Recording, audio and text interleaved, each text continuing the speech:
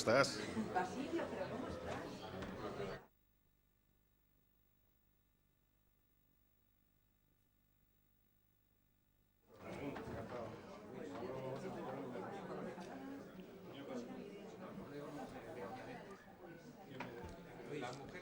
En la entrada, en la entrada.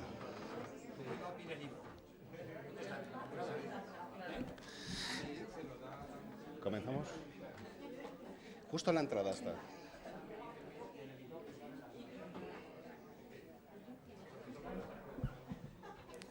Señoras y señores, queridos amigos, muy buenas tardes. En nombre del grupo editorial SIAL Pigmalión, tenemos el placer de darles la bienvenida al acto de presentación de un nuevo hijo, en este caso de tinta y papel, de Luis Narváez y Rojas. Yo nací en Villafarnesina, María Salvadora Bermúdez de Castro, duquesa de Santa Lucía. Me van a permitir ustedes que comience con el capítulo obligado de los agradecimientos. En primer lugar, a esta casa que nos acoge, a la Fundación Universitaria Española, una institución que alberga un magnífico fondo documental y una excelente biblioteca que ha permitido a muchos investigadores y especialistas poder realizar aquí sus trabajos, sus tesis, sus tesinas y trabajos muy variados. Por tanto, agradecemos al presidente de la Fundación, don Gustavo Villapalos, y al resto del personal de esta casa que nos permita reunirnos aquí para celebrar la aparición de esta obra. Asimismo, quiero agradecer a las personas que van a hablarnos del libro y del autor, los padrinos. Si mantenemos el símil de que es un hijo de tinta y papel, pues los presentadores podrían ser algo así como los padrinos de la criatura. Y quiero dar la bienvenida y las gracias a don Manuel de Parada y Luca de Tena, que ya nos ha acompañado en otros actos de presentación y ya ha sido presentador también de algunas de las obras que hemos publicado recientemente.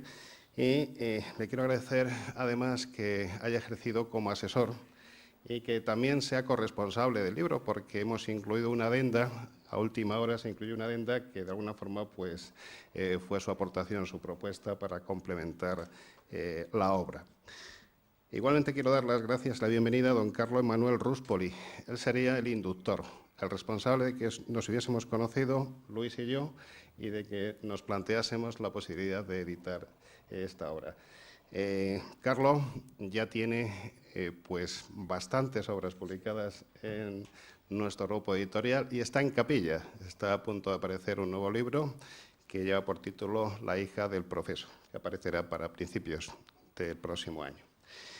Y a todos ustedes les agradezco que nos acompañen, que aporten su calidez, además de su presencia, en un acto que yo les auguro va a ser entrañable, un acto en el que vamos a aprender, en el que vamos a disfrutar y en el que vamos a hacer feliz pues, al padre de la criatura, que para eso es el protagonista, y yo le quiero agradecer su confianza, le quiero agradecer además esas sesiones inagotables que han tenido con mi equipo de trabajo, de diseño, de maquetación, de corrección del original. Han sido muchos días, muchas horas. Yo me he perdido algunos de esos días porque un viaje a Túnez me obligó a dejarles con la tarea, con la grata y ardua tarea de ir dando cuerpo a un libro que ya aparece impreso, que ya aparece encuadernado y que ya parece dispuesto, en definitiva, para ser recepcionado por los destinatarios naturales, los lectores, representados esta tarde aquí por todos ustedes. Sin más dilación, comenzamos pues, y tengo el placer de hacer la palabra en primer lugar, como decía antes, a don Manuel de Parada y Luca de Tena, numerario de la Real Academia Matritense de Heráldica y Genealogía, un magnífico lector, un lector agudo, un excelente intelectual y una persona que, como digo, ha hecho un seguimiento puntual de todo el proceso de escritura de esta obra. Les pido un fuerte aplauso para él.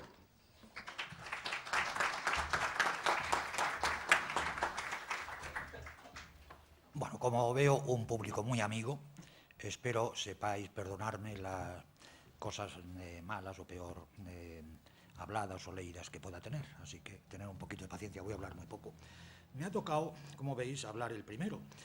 Y antes de leeros la página de adenda y un poquito del tipo de la familia, que es lo que sé, lo que he contribuido, pues he de contaros un poco sobre el libro, porque cuando, si no, pues le va a tocar a Luis y no vais a entender lo que yo voy a decir ahora. Luis va en tercer lugar.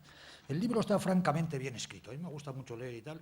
Es un libro en un idioma muy lineal, muy sencillo, sin grandes párrafos, atendiendo a las reglas de la sintaxis. No hay hipérbatos, no hay complicaciones de frases, y está sobre todo bien punteado. Se parece muy poco al boletín oficial del Estado, a nuestras sentencias de jueces o a las normas administrativas de todo, que parece que cogen los signos de puntuación, los meten en un salero y espolvorean la lechuga o el texto, y entonces no hay manera de leerlo.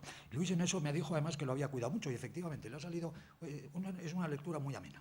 Va contando, como es el título, bueno, pues la vida de María Salvadora Bermúdez de Castro, una niña, parienta suya, prima hermana de su bisabuela, y hija de un hombre de Estado, Salvador Bermúdez de Castro, un hombre de Estado diplomático de primera línea, es embajador en París, es embajador en las dos Sicilias, y antes, como ministro plenipotenciario sobre los años 1830, encargado de negocios como ministro ambiental ante la República de México. Ahí hace unas labores interesantísimas, secretas, para procurar la vuelta de la monarquía, primero a México y seguramente a lo mejor sobre los años 1840 y tantos. Seguramente a lo mejor si España hubiera reaccionado como se esperaba, pues a lo mejor haber implantado otra vez otras monarquías con reyes, pues nuestros infantes o tal, era una idea que luego no salió, empujada por Narváez, pero bueno, que había los generales daban golpes de Estado, en fin, no.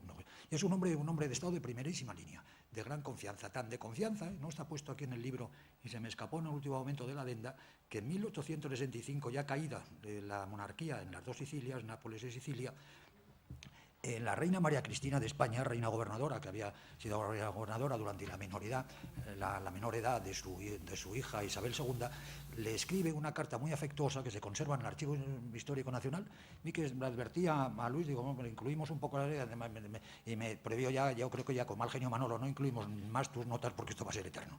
Una pena, porque era un testimonio curioso.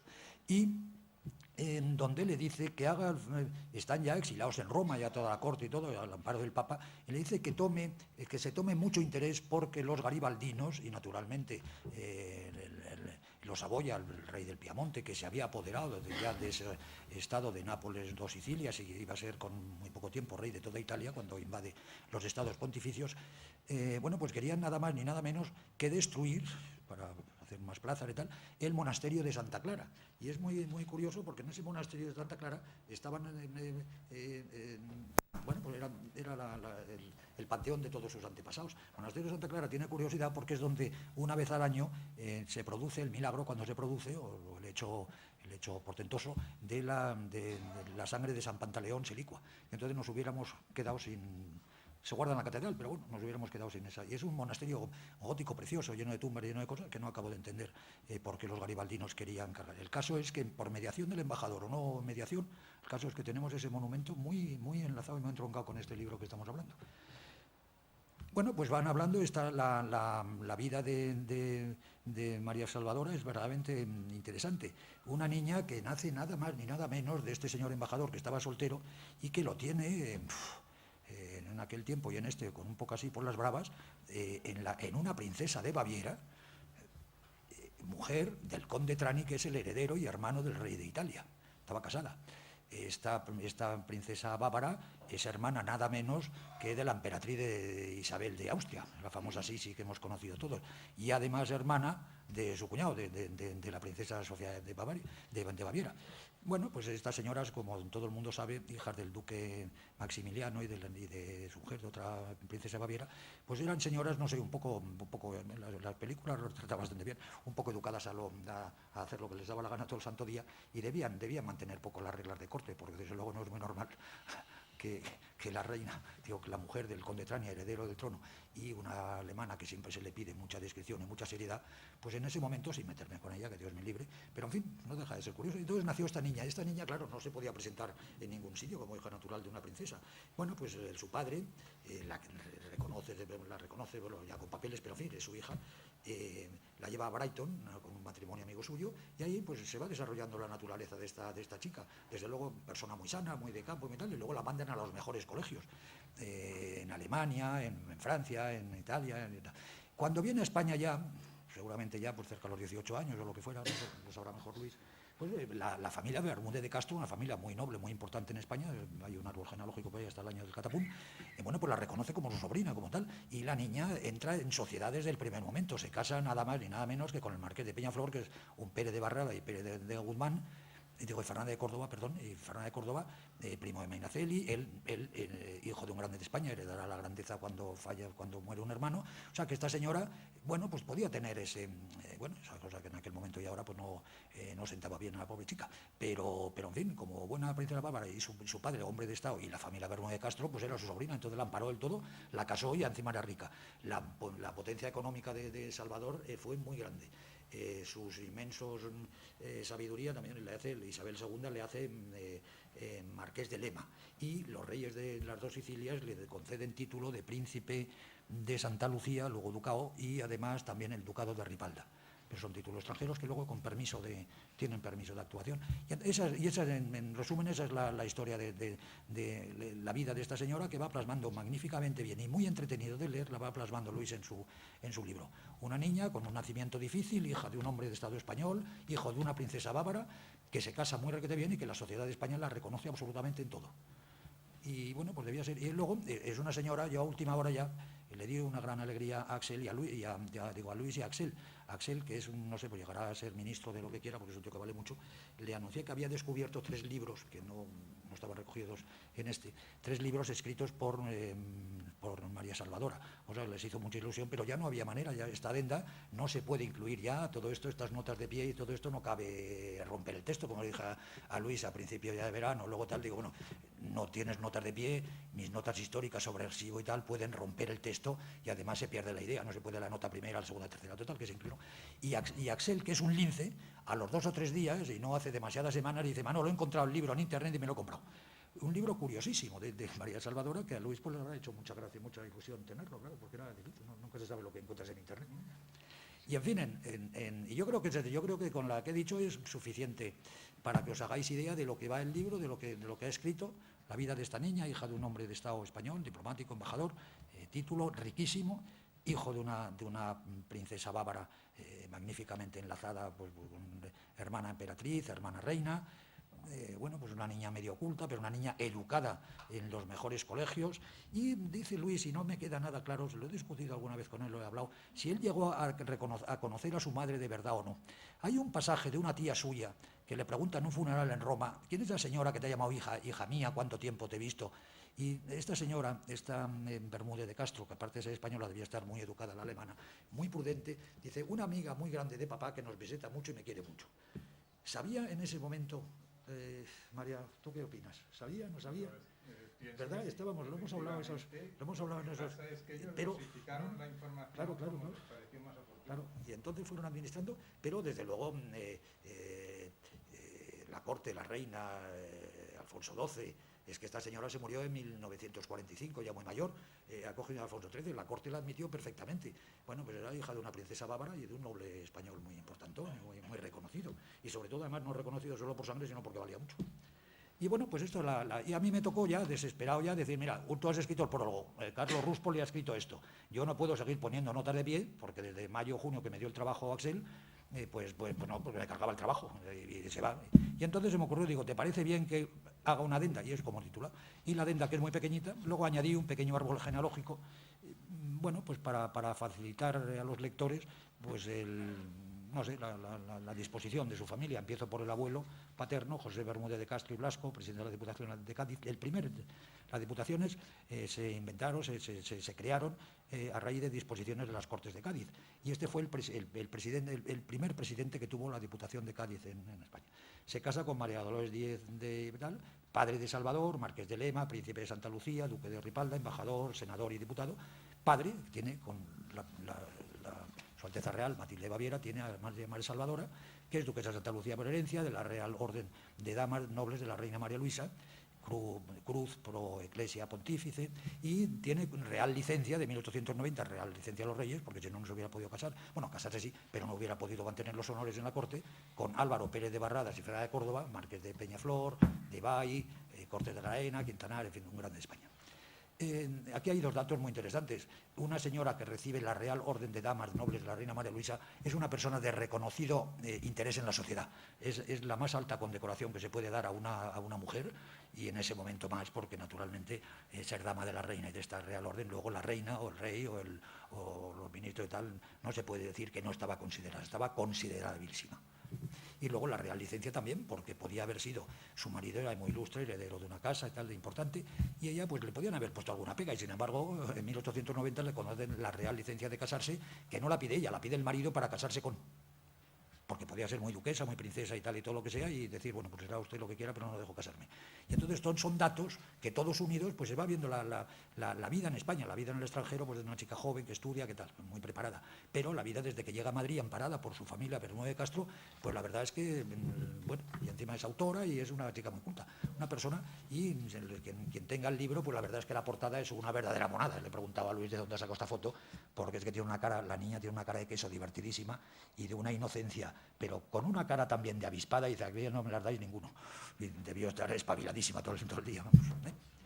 Así que estas palabritas solo, que como me ha tocado y debéis empezar a conocer lo que es el libro, luego ya profundizan más, pero es que si no, esta adenda no tiene ningún sentido si no hago esta introducción. Adenda.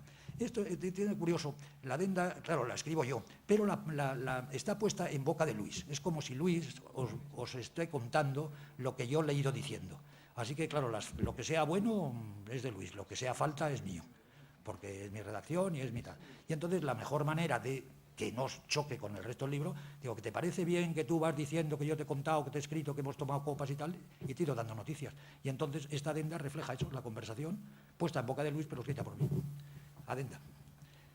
Recibí a principios de verano, cuando ya había terminado la redacción y cerrado el texto, sin razonable posibilidad de reanudarlo y preparando la maqueta para la edición, una meritoria nota de mi amigo Manuel de Parra y Lugatena, Marqués de Aleja y censor de la Real Academia Matritense de Heráldica y Genealogía, su bibliotecario también y padrino de mi hijo Beltrán, que por su extensión es imposible incluir. Me decía que, habiéndole parecido muy interesante el borrador, buena lección de historia familiar y general de su tiempo, omitía noticias que debería tener en cuenta. En consecuencia, recoger 3 libros que escribió María Salvadora, muestra de su refinamiento y elevada cultura, y la semblanza de la extensa producción literaria de su padre, don Salvador, por don Narciso Alonso Cortés en su discurso de ingreso en la Real Academia Española, año 1946. El título, La poesía práctica y doctrinal del siglo XIX. Salvador pasó por ser un gran poeta y un gran escritor en su época. Respecto de aquellos, con un Viva Jesús en su primera página, el publicado en Madrid el año 1921, en cuarto, 122 páginas más una hoja, con ediciones en 1923, 1926 y 1982, titulado Breve vida de Sor Benigna Consolata Ferrero, del monasterio de la Visitación de Santa María en Como, Italia. Traducción de la tercera edición de su homónimo en italiano, que me comentabas tú antes. El libro original es italiano. En la edición de 1982, por la excelentísima señora Marquesa de Peñaflor y de Bay, duquesa de Santa Lucía, pone Santa Luisa en el catálogo de la Biblioteca Nacional de Madrid. Esto tiene su gracia, porque es que hay que estar muy avezado y muy puesto. A mí me divierten mucho los archivos y me paso el día entre pergaminos y cosas de esas, porque si no es que no se encuentran, porque los catálogos y las fichas y todo eso está muy requete mal hecho, ¿no? Yo no sé los funcionarios lo que hacen, pero con eso de paso me meto con ellos, porque luego nos toca a los investigadores de verdad irnos al legajo 322 cuando el legajo está en el 1812, y luego perdemos el tiempo. Un segundo, como Marquesa de Peñaflor y de Bay, también aquí tiene eso, porque es que no figura como con sus apellidos, no María Salvadora Bermúdez de Castro, figura con los títulos de su marido. Y entonces pues tiene más complicación. Duquesa de Santa Lucía en la portada, Vida de la gloriosa Virgen Doña Sancha Alfonsa. Madrid, 1934, en octavo, 62 páginas, más una hoja en que se representa a la religiosa en actitud orante. Al pie, retrato auténtico de la serenísima y bienaventurada Virgen Infanta Doña Alfonsa Sancha. Falleció el 25 de julio de 1270, en el monasterio de Santa Eufemia, siendo comendadora de la Orden de Santiago, que mereció eligiosa y extensa crítica en ABC el 1 de junio de 1934. Esa sociedad era un poco pelota y un poco tal, y la ABC pues se dedicaba mucho a eso, que para eso soy de la familia.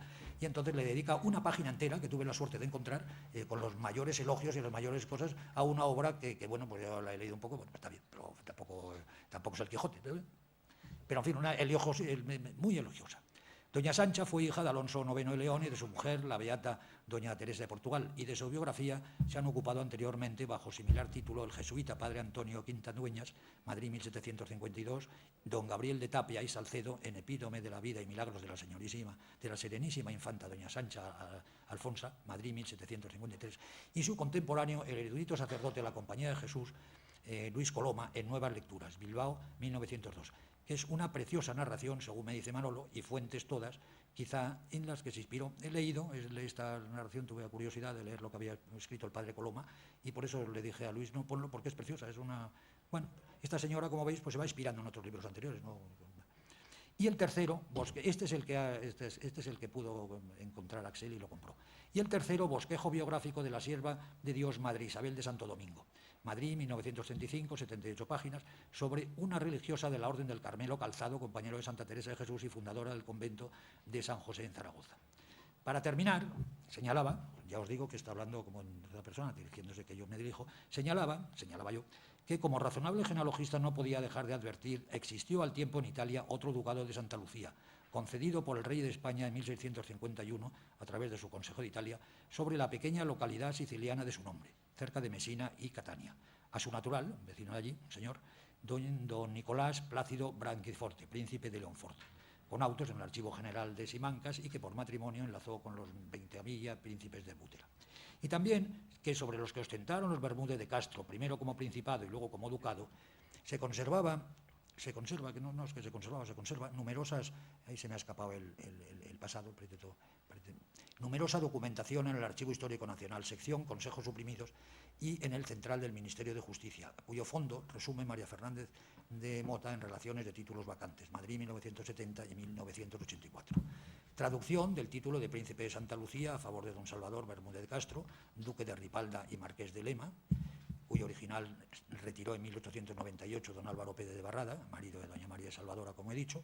Aquí titulan a su mujer, en España, duquesa de Santa Lucía.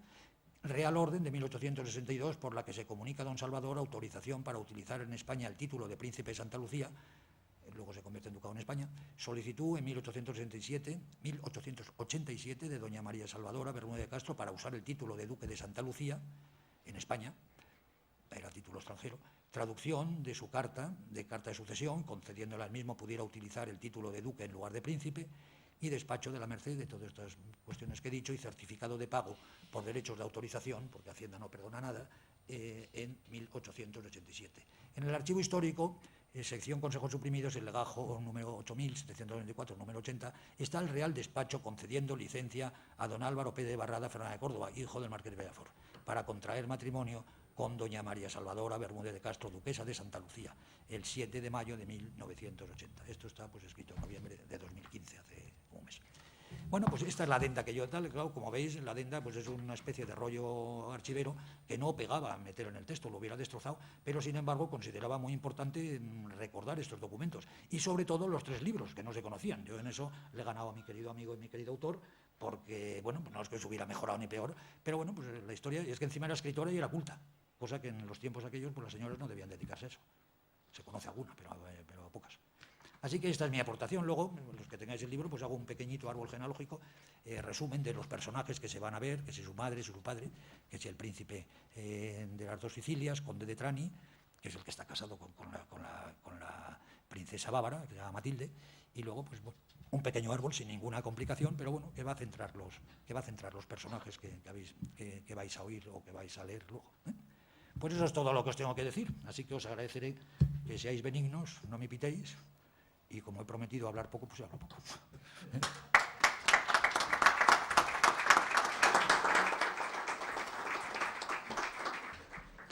Muchas gracias, Manuel. Ciertamente, esa adenda y todas las sugerencias que has hecho sobre el libro pues lo enriquecen notablemente.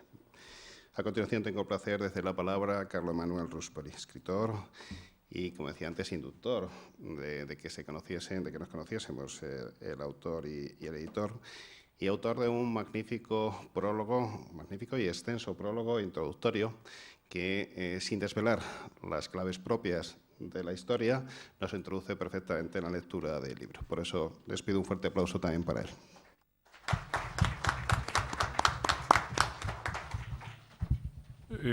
Queridos lectores, tienen ante ustedes una excelente obra que desvela muchas de las claves para entender la historia contemporánea, principalmente en España e Italia, en medio de un continente europeo que vio los reinados turbulentos en España de Fernando VII, Isabel II, Alfonso XIII, las guerras de independencia de Italia, su posterior unificación, la pérdida de poder temporal de la Iglesia, la Guerra Civil Española, la Gran Guerra o Primera Guerra Mundial a principios del siglo XX, todos acontecimientos vistos bajo la óptica de una familia gallega de ricos comerciantes de las Indias que lograron ennoblecerse y erguirse paulatinamente como espectadores de primera fila en los acontecimientos europeos. Nadie escribe un libro porque sí, salvo los poetas.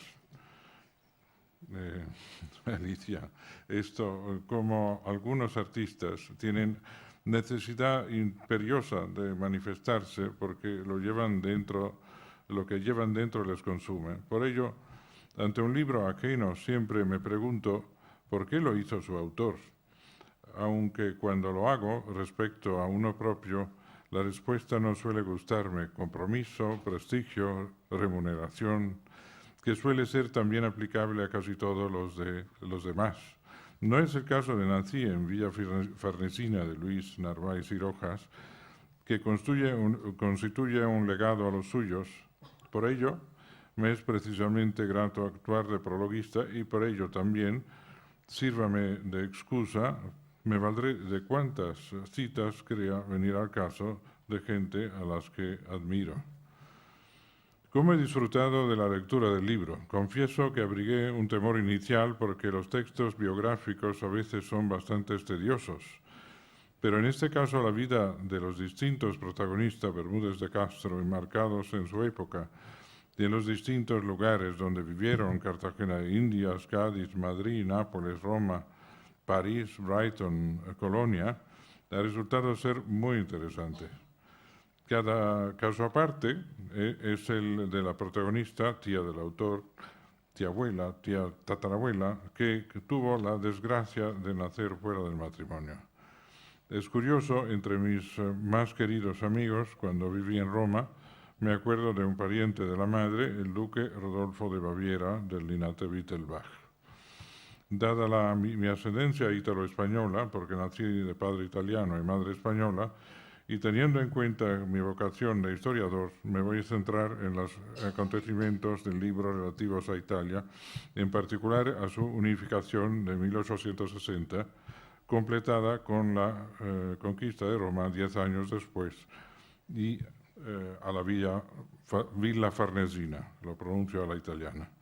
Quiero puntualizar que al estallar la Segunda Guerra de Independencia italiana, Giuseppe Garibaldi era mayor general de los cazadores de los Alpes, compuestos por 3.000 soldados. Con ellos, con quien conquistó Varese, Como, Brescia, y en las negociaciones de paz, Víctor Emanuel II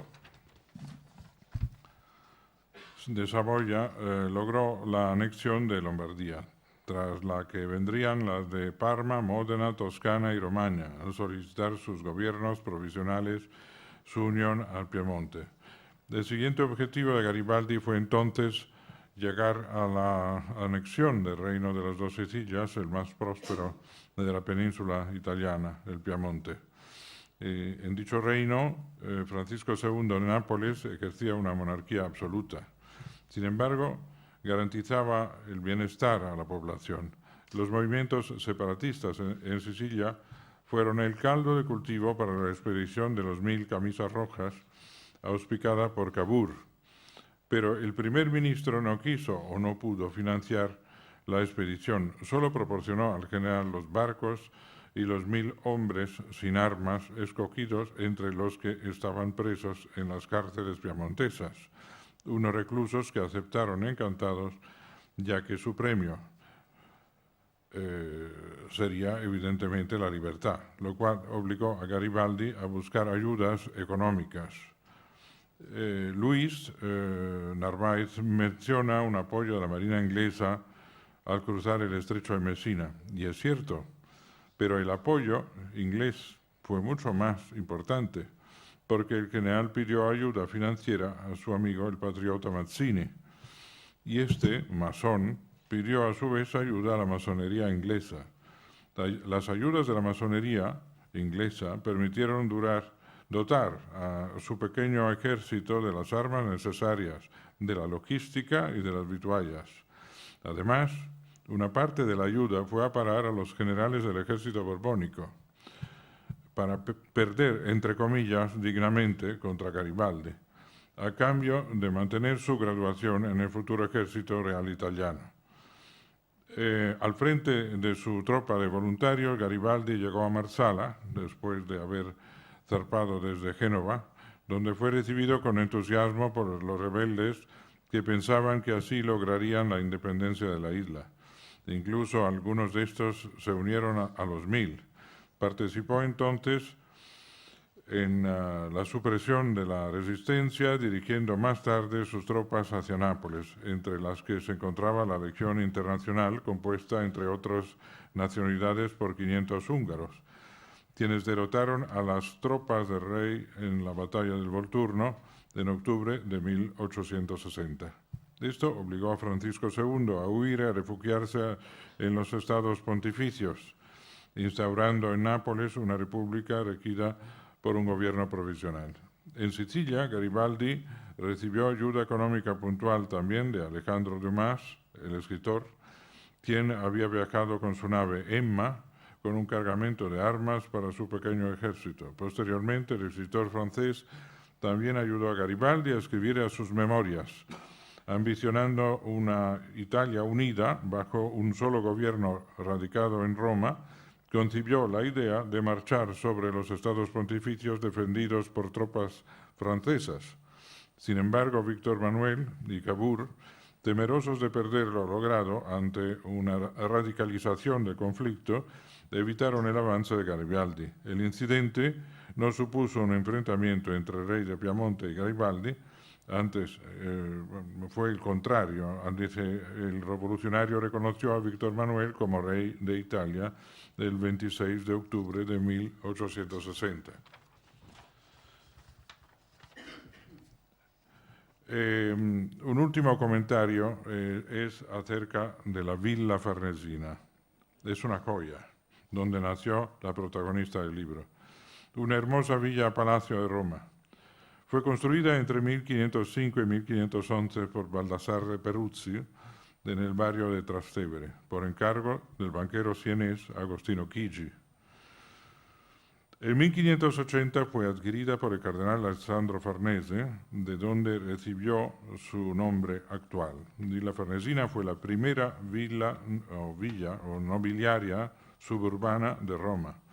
Se alza fuera de la antigua muralla de Roma, donde antaño crecían los huertos y viñedos de Julio César. Se cree que César alejó secretamente aquí, en su palacio a orillas del río, a Cleopatra en el 44 a.C. Con ello evitaba, por un lado, el embarazoso encuentro entre su mujer Calpurnia y su amante, y por otro, el incumplimiento de la ley que prohibía a un monarca extranjero residir en la unidad.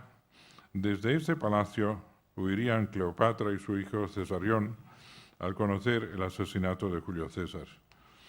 El parto por cesárea, practicado por primera vez en esta ocasión por médicos egipcios, toma su nombre del hijo de la célebre reina de Egipto. Podemos apreciar que con el inicio del Renacimiento, la nobleza y burguesía italiana mostraba a través de sus residencias y villas su poderío, tanto social como económico. La villa es un perfecto ejemplo de las primeras obras renacentistas. Se compone de un bloque central que arrancan dos alas menores a ambos lados, formando así una especie de U. Las fachadas son de color anaranjado, sencillo y armonioso. En la fachada delantera se encuentra la logia de Cúpido o de Cupido y Psique, y da acceso al palacete que fue decorado por el mismísimo Rafael. En el bello jardín de la villa se celebraban importantes fiestas con príncipes, poetas, artistas e incluso papas. Cuenta la leyenda que el derroche de lujo y ostentación era tal que durante las fiestas las vajillas que eran de oro y de plata, en vez de lavarlas y recogerlas, eran tiradas al fondo del Tíber, el río romano que pasa a los pies de la villa. La decoración se llevó a cabo entre 1510 y 1519. Destacan sin duda los frescos que se exhiben por fachadas y muros. El mismo Peruzzi realizó algunos de ellos. Otros artistas que participaron fueron Sebastiano del Piombo, muy conocido, y destacan los del vestíbulo principal. Bueno, evidentemente no quiero olvidar a Rafael y a los discípulos del último. En el vestíbulo principal, llamada la Sala de Galatea, para mostrar esta ninfa, es una de las obras más célebres de Rafael. Esta sala se completa con unas pinturas de astrología en la bóveda que muestran la posición de las estrellas en el momento de nacimiento de su primer propietario, Chigi. Otra de las estancias más bellas de la villa, en el Salone delle Prospettive, de las perspectivas, decorado por Peruzzi, que en los laterales crea una ilusión óptica que nos hace creer que estar viendo Roma, tal y como era en el siglo XVI, a través de unas columnas de mármol. En el dormitorio principal, los frescos de Sodoma ilustran los desposorios de Alejandro y Rosana.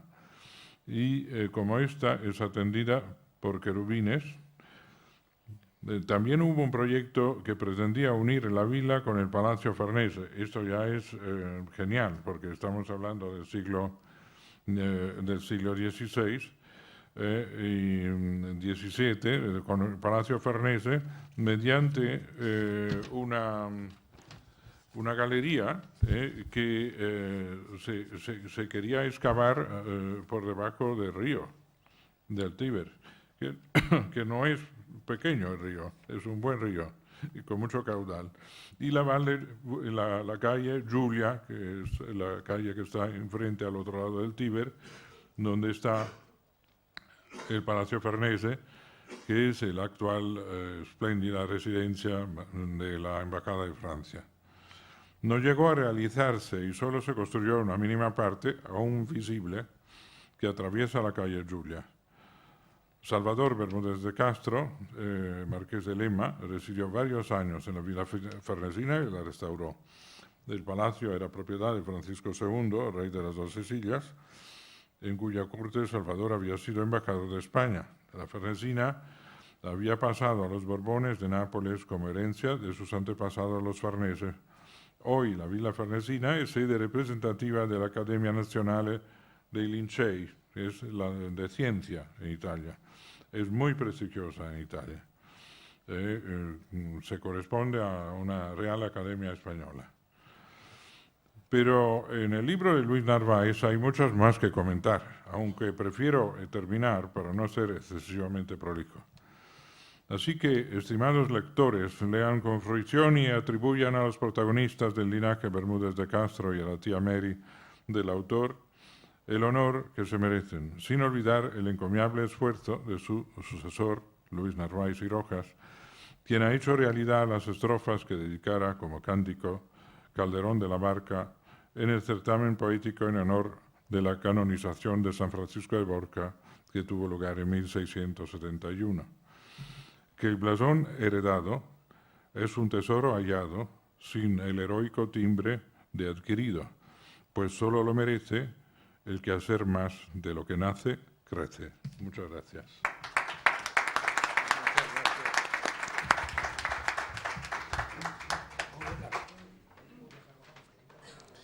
Muchas gracias, Carlos, por el prólogo y por este nuevo texto para poder conocer e interpretar esta obra.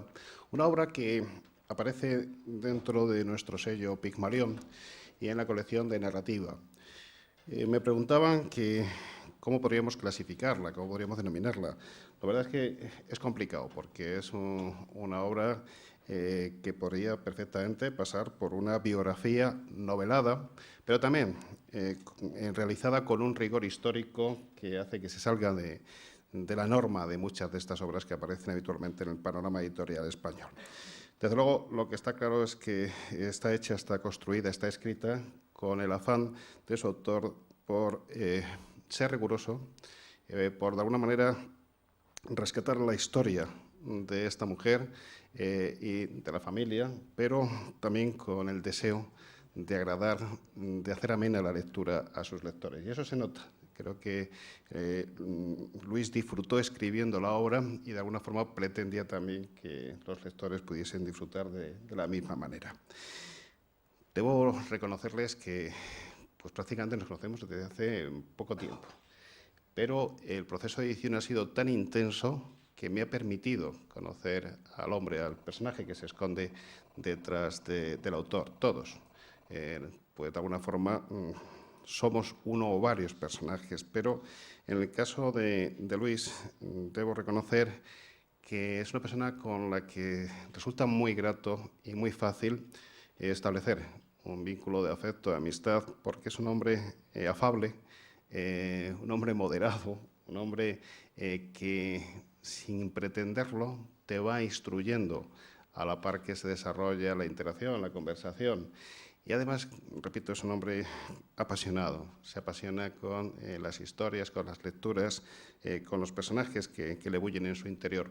Yo estoy convencido de que es un creador, un escritor que aún no se ha descubierto a sí mismo, pero es cierto que ha realizado diversos trabajos de investigación, de búsqueda, de redacción y espero sinceramente que la publicación de esta obra, una obra que nos ha costado incluso pues, decidir el título definitivo porque tenía una propuesta inicial que quizá no era lo suficientemente literaria, pero por otro lado es una obra compleja que hay que matizar, por lo que hemos incluido un subtítulo largo, pero muy explícito, muy explicativo. Y al final, pues, hemos pactado un título que, sin dejar de ser, literario, como decía antes, yo nací en Villa Farnesina, es como el comienzo de una historia que nos empieza a narrar el propio libro en la cubierta, porque efectivamente la fotografía que aparece de la protagonista es una fotografía muy peculiar. Una fotografía que rescató Luis con muy poca calidad, porque es muy antigua. Una fotografía que realmente, pues, si la ven ustedes en blanco y negro, en un tamaño relativamente pequeño, pues nos hizo dudar inicialmente de la posibilidad de convertirla en cubierta. Lo que ocurre es que cuando analiza uno el rostro de esta niña, de esta señora, posteriormente de este personaje, de esta protagonista, pues nos damos cuenta, como ha dicho Manuel, que efectivamente desde pequeña esta niña pues tenía un carácter que yo no sé si lo imprimía su nombre, si lo imprimía la familia o era algo innato en ella, pero pueden ver ustedes, ahí está pasando que tras esos ojillos que miran con cierta distancia se esconde una persona observadora, una persona inteligente, porque se ha dicho aquí, yo creo que hay que reivindicar al personaje desde ese prisma, desde el prisma también de creadora, de escritora, y una persona, insisto, de mucho carácter. Creo que debía tener un temple que aflora, si observan ustedes, la posición de sus manos, el rostro, todo, el cuerpo con un cierto toque hierático, pero por otro lado, con su muñeca al lado, para de alguna forma marcar también los tempos, para de alguna manera pues identificarse con su edad, pero siendo consciente probablemente de que estaba llamada a desarrollar una tarea difícil, complicada y que implicaba muchas responsabilidades. Pues como digo, desde buscar el título a la cubierta o a seleccionar ciertas partes del libro, como ese índice onomástico que tantos quebraderos de cabeza le ha dado a Luis, porque son muchos los personajes que se encierran en la obra, y para ayudar al lector, pues el incluir este índice onomástico posibilitaba el ir reconociendo, o el ir posicionando a los personajes que van aflorando, que van apareciendo en el discurrir de la obra, del libro, ¿no? Pasando por, pues, en fin, todo lo que ha supuesto el hecho, como digo, de estructurar y corregir el libro. Yo sé que Luis se ha entregado de manera denodada y entusiasta a esa tarea y le quiero agradecer que haya confiado en nosotros para publicar esta primera obra que yo espero y creo que no va a ser la última. No creo confundirme si les anuncio que Luis tiene trabajos, tiene libros que están prácticamente cincelados, que están ya pues prácticamente listos para entrar en un proceso de diseño y maquetación. Libros y obras interesantes, porque bueno, pues las casualidades no existen. En una de esas conversaciones entre autor y editor, cuando uno espera impaciente, el autor, que aparezca su libro y el editor de alguna forma se desespera porque los plazos hay que cumplirlos y el tiempo a veces es escaso. Bueno, pues en esas conversaciones, como digo, pues afloró la historia de otro personaje, de Blas de Lezo y Olavarrieta, el marqués de Oviedo, el héroe de Cartagena de Indias. Y curiosamente, un personaje en el que estamos trabajando para otra obra, para lo que nos vamos a desplazar incluso el próximo mes de enero a Cartagena de Indias, a Colombia, pues resulta que tenía ya una vinculación con el propio libro, con Luis y con alguno de sus trabajos. Por tanto, ha sido un feliz descubrimiento. Creo que, como digo, pues hemos sufrido y hemos disfrutado con el proceso de edición de esta obra y ustedes, estoy convencido, van a disfrutar con la lectura de la misma. Quiero agradecerte, por tanto, la confianza y la paciencia, Luis. Espero que esta aventura pues, haya sido grata para ti y para los tuyos. Y yo creo que esté donde esté, tía Mary, seguro que está esbozando, a pesar de ese gesto serio y a veces un poco irático, seguro que está esbozando ahora una sonrisa de agradecimiento por haberla elevado a la categoría de personaje imperecedero, porque lo escrito permanece y no sobrevive. Y yo creo que esta obra efectivamente va a dar razón de la existencia de esta persona y otros muchos personajes que están en derredor suyo, pero también de ese afán tuyo por intentar recuperar y dignificar su vida y su obra. Muchas gracias.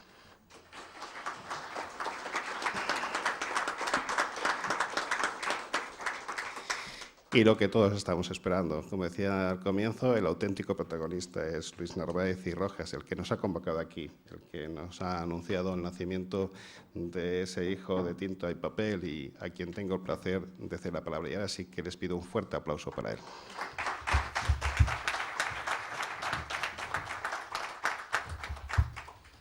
Muchas gracias.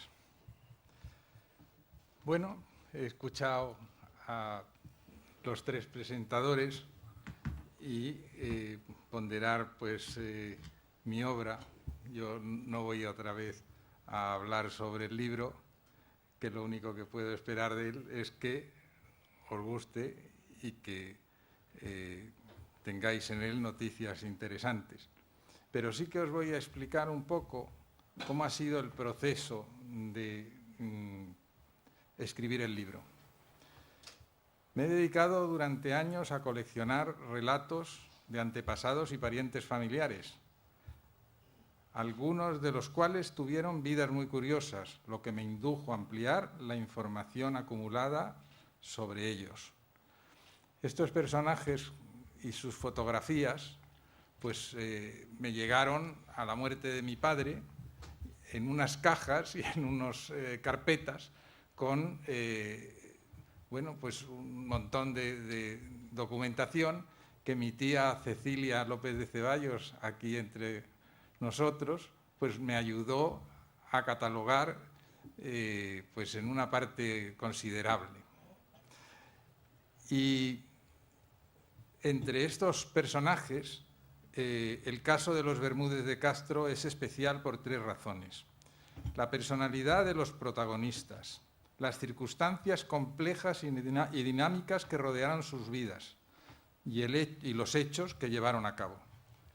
La nueva información reunida acrecentó la simpatía que me inspiraban los personajes. aunque he de confesar que nunca pensé que esa simpatía pudiera ser compartida por personas ajenas al círculo familiar. En la pared del pasillo de casa cuelgan 4 grabados franceses de principio del siglo XIX que representan escenas del Quijote.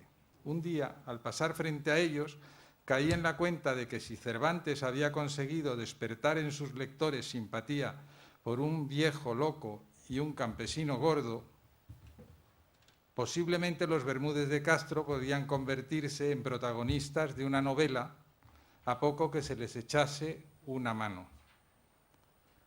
Ordenando y clasificando la información suministrada de forma que se mantuviese la intriga de la narración, equilibrando los ingredientes políticos, artísticos, turísticos y amorosos con vistas a que el cóctel resultase más atractivo, procurando que independientemente de los elementos vertebradores de la historia que narra el libro, cada capítulo tuviese sus propias sorpresas con el propósito de mantener a corto plazo el interés de los lectores. Que el contexto histórico fuese principalmente explicado por los protagonistas, en lugar de serlo por un narrador con vocación docente. Finalmente, con la ayuda de Basilio Rodríguez, dueño de Signal Pygmalion y editor del libro, de Carlos Ruspoli, escritor de éxito y prologuista del mismo, y de Manuel de Parada, erudito en letras y autor de la adenda, me reservo el papel de ventríloco de los Bermúdez de Castro para que ellos libremente os den a conocer los propósitos y secretos que animaron su actuación, en la que lógicamente no he tenido intervención alguna, pues al cabo todo había ocurrido muchos años antes de que la historia fuese tecleada en el ordenador, abrigando la esperanza de que sus noticias y confidencias resulten interesantes y os hagan pasar un rato entretenido. A partir de ahora, estimados lectores, a vosotros corresponde juzgar si he cumplido mi deseo.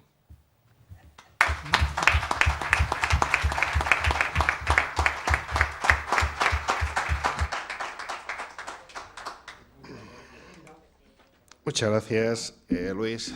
Ciertamente, el trabajo de un editor finaliza el momento que aparece un paralelepípedo como este, dispuesto ya para llegar, como decía antes, a sus destinatarios naturales. El de Luis también, porque su historia está encerrada entre estas cubiertas. Realmente creo que lo importante ahora es que efectivamente suscite el interés, no solo de la familia, no solo de los amigos, sino de aquellas personas que se quieren acercar a una historia que, les aseguro, pues tiene interés, tiene una trama y una acción que podrían ser equiparables a cualquiera de los bestsellers televisivos que han arrastrado una gran audiencia y muchos lectores. Por tanto, felicidades, Luis. Muchas gracias a los presentadores, Manuel, Carlos. Muchas gracias a todos ustedes por su presencia y ahora a continuación pues tendrá lugar un cóctel, se va a ofrecer un vino español en la sala contigua para celebrar la aparición de este hijo de tinta y papel de Luis, para brindar con él por el devenir de esta obra. Lo que deseamos siempre los autores y editores es que desaparezca lo antes posible de los anaqueles y estanterías de novedades. Eso quiere decir que pues ha tenido una magnífica acogida y así pues podemos preparar una segunda edición. Creo que, como decimos antes, el libro va a hacerles vivir de una manera apasionada esa historia que narra Luis y que de alguna forma pues nosotros hemos intentado modestamente dignificar. Si lo hemos logrado, pues hemos cumplido con nuestro cometido. Si no, pues díganoslo, porque intentaremos mejorar lo máximo posible en siguientes ediciones u obras. Gracias por su presencia. A continuación, Luis pues firmará ejemplares para aquellas personas que lo deseen estar aquí en la mesa y esperamos verles próximamente. Gracias y hasta siempre.